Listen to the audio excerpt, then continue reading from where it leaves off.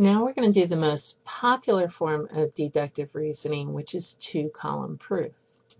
So it's a multi-step proof, and it uses a two-column format where the statement is made and then the justification is given. So the first column, you say, we'll say that this is an equilateral triangle. I told you it was, and then you'd say given, and that would be the reason.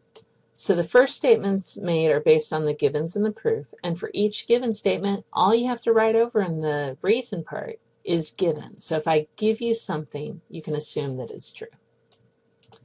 If you don't know the name of a theorem or a postulate for the statement that you're going to use as a justification, you can just write a sentence stating why the statement is true. And prove, by the way, is never used as a justification. The only time you'll see prove is at the very beginning of the problem. It's never at the end of the proof. So in this example, you can see here's first of all, I'm telling you something. Remember, the x-intercept is at the point where y equals 0. So that's almost a definition for us. And I'm telling you that y equals negative 5x minus 14. Your job is to prove that the x-intercept is negative 2.8. So this statement right here, y equals negative 5x minus 14, where does that come from? That comes from the given. So I just have given and the reason. Then I have y equals 0. Well, I'm going to say that's definition of an x-intercept. When y equals 0, we have the x-intercept.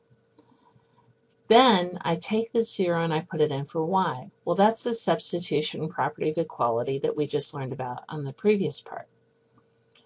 Now I can go ahead and solve this for x. So I add 14 to both sides using the additive property of equality or addition property of equality.